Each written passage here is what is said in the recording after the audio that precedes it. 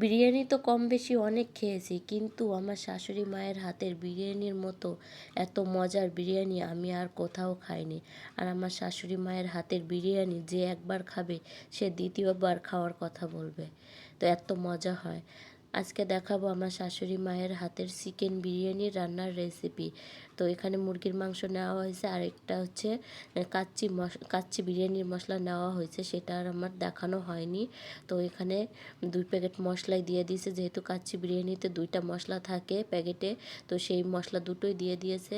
তারপরে দিয়ে দিয়েছে হচ্ছে লবণ, তারপরে দিয়ে দিয়েও হচ্ছে ধনিয়া গুঁড়া, আর হচ্ছে পরিমাণ মতো শুকনা মরিচের গুঁড়া। বিরিয়ানিতে বেশি মরিচ লাগে না, তারপরও যার যার আন্দাজ মতো যে যেরকম ঝাল খায় সেরকমই। তো আমাদের বাসায় বিরিয়ানিতে একটু কম ঝালই দেওয়া হয়, কারণ বাচ্চারা খায়। তারপরে এখানে দিয়ে দিচ্ছে আদা বাটা, তারপরে হচ্ছে রসুন বাটা, তারপরে দিয়ে দিয়েছে পেঁয়াজ বাটা, আর হচ্ছে জিরে বাটা।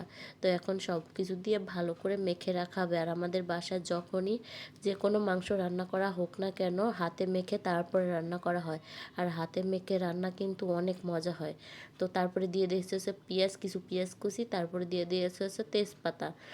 তো এগুলো দিয়ে তারপরে দিয়ে দিল হচ্ছে তেল। তেল দেওয়ার পরে এখন ভালো করে মাংসটাকে মেখে নেবে। এখানে হচ্ছে আমার বড় যা হচ্ছে মাংসটাকে মেখে নিচ্ছে। আমার শাশুড়ির হাতে একটু সমস্যা, তো সেজন্য সে মাখতে পারবে না। এখানে হচ্ছে আমার বড় যা ভালো করে মাংসগুলোকে মেখে নিচ্ছে।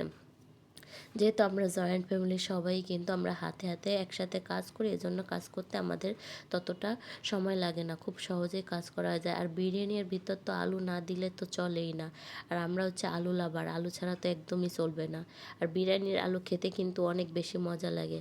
তো আজকে রান্নাটা করবে হচ্ছে আমার বড় জায়, কিন্তু আমার শাশুড়ি হচ্ছে সব কিছু দেখিয়ে দেবে। ওই যে বললাম না, আমার শাশুড়ির হাতে ব্যথা, সে লাড়াচাড়ি করতে পারবে না, এই জন্য আমার বড় জায় লাড়াচাড়া করছে, আর আমার শাশুড়ি মাই সব কিছু দেখিয়ে দিচ্ছে।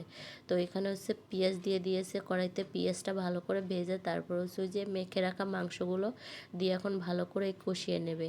কষিয়ে তারপরে এই তো ভালো করে মাংসগুলো কষিয়ে নিয়েছে। আমাদের বাসায় যখনই ভালো কিছু রান্না হয় আমার শাশুড়ি মাই রান্না করে। আর আমার শাশুড়ি মায়ের হাতের রান্নাটা সত্যি অসাধারণ। সবাই তার হাতের রান্না খেতেই বেশি পছন্দ। আজকে যেহেতু হাতে ব্যথা, তোমার শাশুড়ি মাই রান্না করতে পারবে না, আমার বড় যাই লাড়াচাড়া করছে, আর আমার শাশুড়ি মাই কিন্তু দেখিয়ে দিচ্ছে। তো এই তো মাংসটা কষানো হয়ে গেছে, দেখুন মাংসটা দেখতে কতটা লোভনীয় লাগছে। আর অন্যদিকে হচ্ছে এখন পোলাওটা রান্না করবে। এখানে দিয়েছে তেল, তারপর হচ্ছে দারচিনি, এলাচ, আর হচ্ছে লবঙ্গ, আর তেজপাতা, পেঁয়াজ দিয়ে এখন ভালো করে ভেজে নেবে। ভাজা হয়ে গেলে তারপরে দিয়ে দেবে হচ্ছে পোলাও চাল। পোলাও চালটা দিয়ে এখন ভালো করে পোলাও চালটাও ভেজে নেবে। যতক্ষণ পর্যন্ত পোলাও চালটা না ফুটবে ততক্ষণ পর্যন্ত লাড়াচাড়া করবেই। তো এই তো পোলাও চালটা ভালো করে ভাজা হয়ে গেছে, মানে ফুটে গেছে। এখন হচ্ছে পরিমাণ মতো গরম জল দিয়ে দেবে। তো গরম জল দেওয়ার পরে যখনই একটু বলক আসবে তারপরে হচ্ছে দিয়ে দেবে হচ্ছে আলু। ওই যে ভেজে রাখা আলুগুলো দিয়ে এখন একটু লাড়াচাড়া করবে। আমাদের বাসায় সত্যি কথা বলতে সবাই আলু অনেক বেশি পছন্দ করে। আর এখানে দিয়ে দিয়েছে তো পরিমাণ মতো লবণ। ভাজার সময় লবণ দেয়নি, পরে জল দেওয়ার পরে লবণ দিয়ে দিল পরিমাণ মতো। আমার শাশুড়ি লবণ দিয়ে দিচ্ছে।